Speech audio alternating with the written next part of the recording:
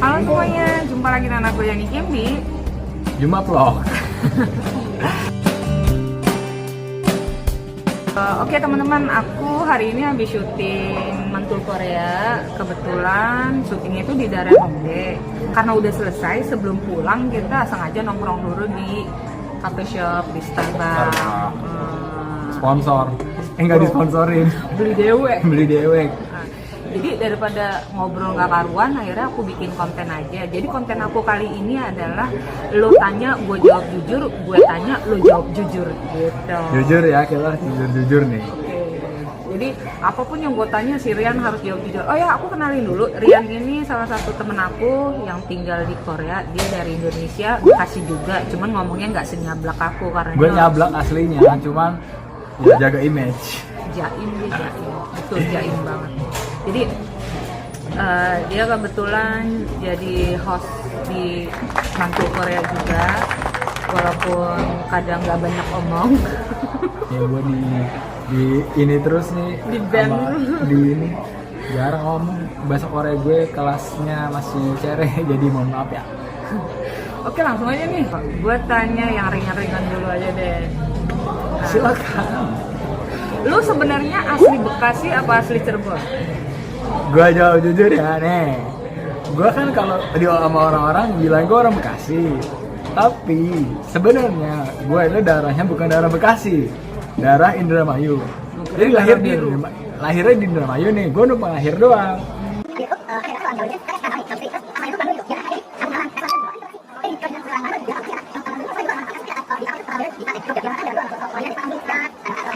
Tuh. Intinya lu lahir numpang lahir doang di Indramayu, gedenya Dari di kecil Bekasi. banget gue Bekasi. Itu orang Bekasi. Ini boleh yang vulgar tidak nih? Gue kepo. Lu sama Bang Junet first kiss-nya kapan? Ayo dijawab. Dijawab.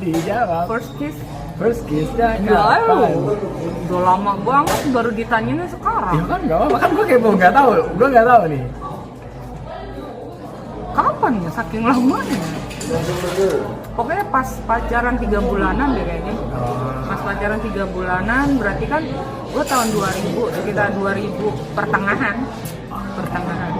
Dan gue udah jawab tuh.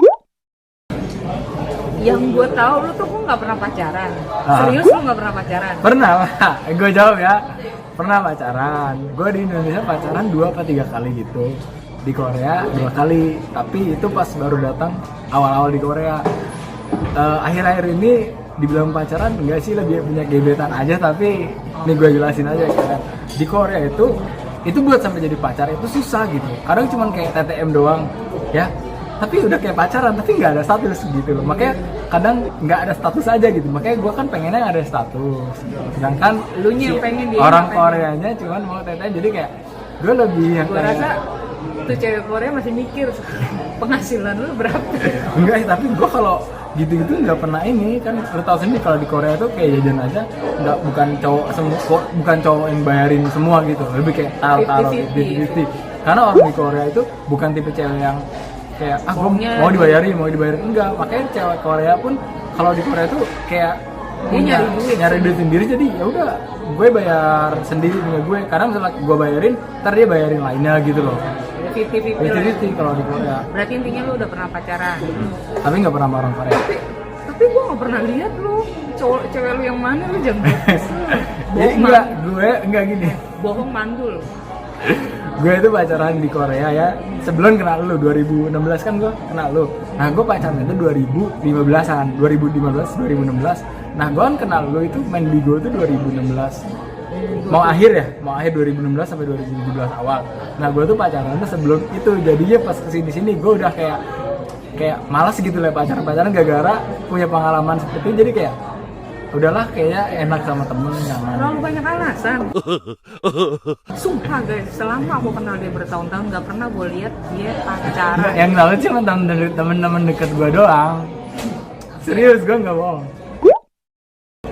Next, pertanyaan dari Anu Cabang Bekasi. Jadi, gue akan menanyakan gini. Kayaknya kalian juga tahu deh, kalau kayak nih sama Subin kan kayak sering dibilang adik kakak tuh. Terus kalian sering lihat juga kan kayak bajunya suka samaan gitu. atau si Subin pakai baju emaknya atau emaknya baju Subin. Nah ini gue tuh bingung gitu sebenarnya ya, yang benar itu Subin pakai baju lu apa lu pakai baju Subin? Kebanyakan tuh Subin yang pakai baju gue. Jadi yang dipakai Subin itu kebanyakan baju lu. Lu tahu sendiri Subin tipenya orang anak rumahan. Diajak jalan nggak mau. Kalau disuruh beli baju, dia bilang ya udah beliin aja. Tapi kan giliran gue beliin dia nggak sesuai sama keinginan dia gitu. Nah, kalau gue pilihin dia nggak mau. Tapi anehnya bajuku yang di rumah selalu dipakai sama si Subin gitu loh. Makanya gue bingung. Kamu nggak mau beli baju dipilih nama emakmu, tapi kamu selalu pakai baju ibu kamu. Dia bilang, pilih nih, nggak tahu kenapa kalau udah nyampe rumah baju emak tuh kelihatan cakep. Jadi gue bilang gara-gara lu, Bin, rata-rata orang mikirnya gue pakai baju lu, tahu nggak? Gue bilang gitu. Oh jadi bukan lu ya, bukan lu yang pakai baju Subin, tapi Subin yang pakai baju lu. Iya, rata-rata. Karena kebetulan memang size-nya sama gitu. Tinggi lu sama Subin sama lu? Tinggian Subin 1-2 cm doang. Iya. Udah itu kalau dipikir-pikir tuh kalau diperhatiin stylenya juga modelnya tuh mirip sama si Subin. Oke. Bahkan guys, kosmetikanya punya gue itu selalu hilang kalau adanya di kamarnya si Subin, di tasnya Subin. Ya gitu. Berarti sampai kosmetik juga dia perintil-perintilin dipakai. Gue sampai bilang ya udah terserah deh kalau mau pakai bilang, terus kalau udah dipakai taruh lagi di tempatnya. Yang penting anak si Subin tuh nggak pakai baju bapaknya aja. Ya kali pakai baju bapaknya. Ntar itu si Embi aja pakai baju bapaknya. Gue rasa si Embi deh nanti nih bakal pakai baju bapaknya. Lu bilang katanya udah pernah pacaran, ya kan? Terus lu pernah nggak nyium tuh cewek? Kayaknya sih tampang Rian mah. Nih ya, gua kan tahu. Gak usah panjang. Enggak. Langsung. Enggak pernah. Dan itu bukan gua duluan. Serius, gua tuh tipe orang yang ya gini, gua belakang aja. Gua tuh bukan tipe orang yang agresif gitu loh. Dalam artian tuh gua kan cowok. Maksudnya kalau misalnya agresif kayak cowok ya terus mesum gitu, tahu kan? Gua enggak, gua bukan cowok mesum. Cuman ya, gue kalau misalnya di Cina gue diem gitu, bukan diem sih, lebih kayak ya udah pasrah gitu. Lu takut dibilang cowok mesum lah, si cewek yang harus ini agresif. Lalu nanti cewek juga dibilang cewek mesum gimana? Ya enggak lah, maksudnya kan itu bukan tiba-tiba cium. Biasanya kayak misalnya lagi mojok gitu. Guys, jangan mau sama Rian, udah tahu kan dia maunya di semak-semak, terus nonton film nggak di gedung bioskop tapi di layar tancap di bawah pohon pisang, terus sangka pocong. Semak-semak lebih ada ininya, lebih tidak mengeluarkan duit. Iya benar, lebih tidak mengeluarkan duit dan lebih ada gitu. Ngerti nggak? Berarti dia tipenya pacaran yang jorok guys, maunya gresor di tanah. Kayak maksudnya dihanggang gitu kan, semak-semak dihanggang pinggir sungai Han. Keren banget. Sekarang bagian gue yang akan bertanya kepada Nona ini. Nah, setahu gue gitu kan, dia tuh orangnya bukan tipe orang ria-ria gitu kan, show up yang dia punya gitu. Tapi akhir-akhir ini nih, vlognya kenapa isinya pamer kulkas, pamer rumah gitu. Apakah itu ada ingin menunjukkan kepada orang-orang di Indonesia Anda ria? Coba tolong dijawab. Jawab ini harus pinter nih. Sekarang sih tergantung penilaian masing-masing sih. Kalau penonton itu pasti punya penilaian dan punya hak untuk berkomentar macam-macam sih. Ada yang bilang mungkin ya sebenarnya. Alhamdulillah sampai saat ini sih yang komentar di YouTube gue rata-rata masih positif. Walaupun ada 1-2 ya itu hal biasa sih. Kalau secara pribadi gue kan nge-YouTube, lu tahu sendiri jujur ya, gue belum nyeriusin banget di YouTube kan. Nggak serius banget untuk di YouTube karena kalaupun gue pengen seriusin juga, gue tuh bagi waktunya agak sulit. Kalau gue jadi lo yang belum nikah, belum ada anak, mungkin gue bisa nyeriusin gitu kan. Walaupun gue tahu penghasilan di YouTube itu kata orang-orang lumayan gitu kan. Gue nggak serius aja, sebenarnya penghasilannya lumayan gitu kan. Gue selama di YouTube itu gue kebanyakan ngasih tahu tentang kegiatan-kegiatan positif gue. Ya kan, lu tahu sendiri tentang gue kerja, tentang ya gimana gue ngurus anak, gimana gue ngajarin anak, atau pokoknya yang membagikan hal yang aura positif gitu. Tapi kadang gue ngasih informasi juga yang menurut gue itu bagus untuk gue bagi ke banyak orang. Tapi terkadang gue berusaha sebaik mungkin untuk memberi informasi dan segala macam yang positif tuh jarang ada yang nonton gitu.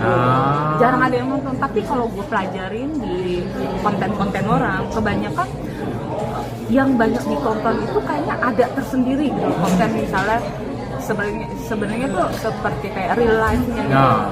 Dia punya apa sih? Yang dia punya apa sih? Kalau dipertontonkan yang kita punya itu banyak banget yang nonton gitu. Kadang jujur ya, gue waktu review kulkas itu sebenarnya gue berantem sama jiwa gue sendiri.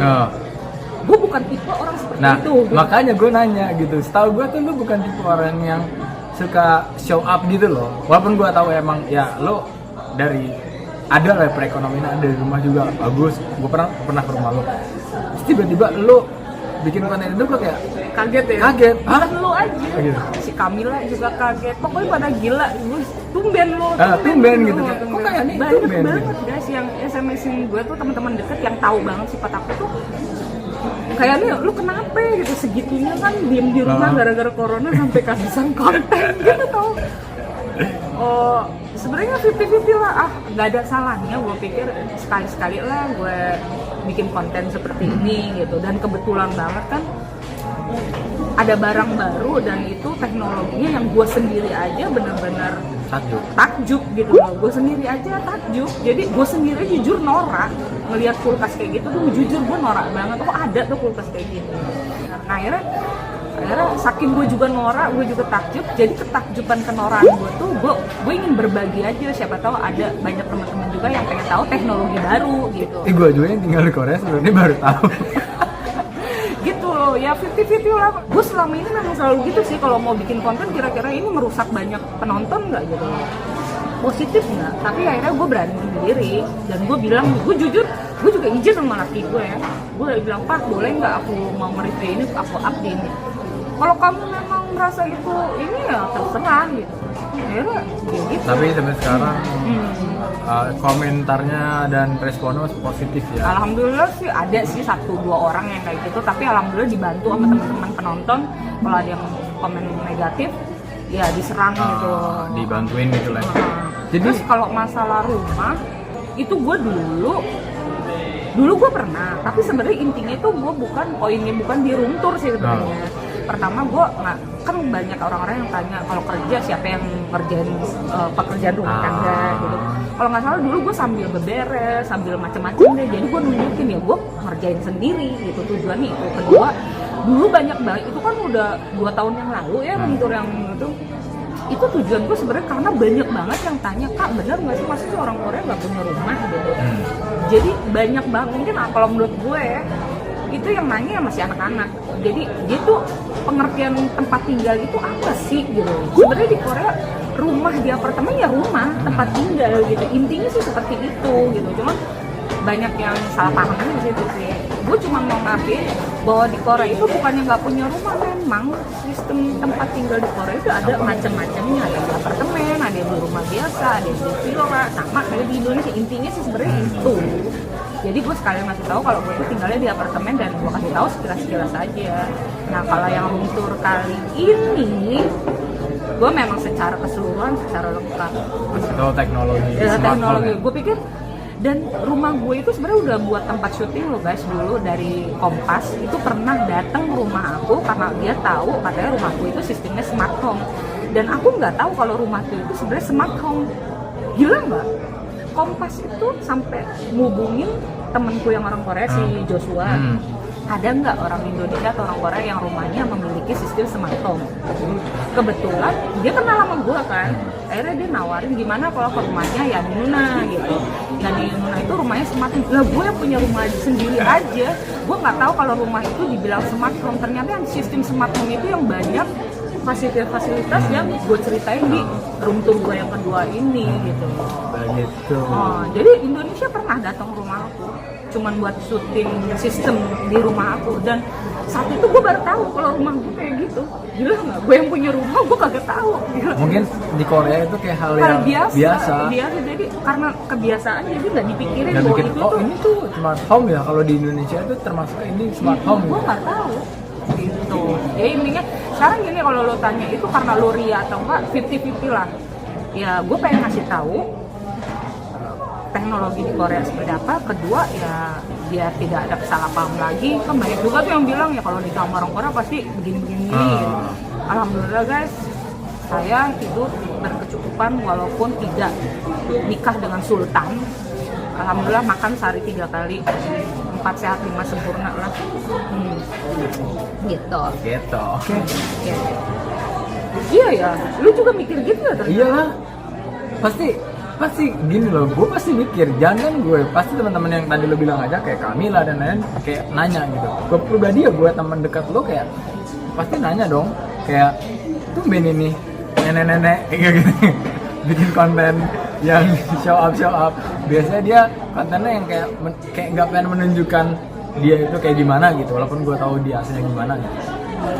Jadi Abis ya, gue sih masih sadar sih ya, masih banyak orang-orang hebat, masih banyak orang-orang kaya, masih banyak orang-orang yang berlimpahan harta gitu loh. Kalau gue mau show up apa yang padahal yang gue punya masih segede upil lah ibaratnya, gue tuh malu sama diri gue sendiri sebenarnya sih itu intinya. Terus kedua karena jujur karena corona kerjaan itu berkurang dan gue kebanyakan di rumah, dan giliran ada kerjaan karena anak-anak masih libur panjang corona, gue nggak bisa ambil job itu. Jadi gue tuh bener-bener gabut. Lo tau sendiri, gue tuh maunya kerja gitu, kerja agar gue tetap semangat hidup gitu.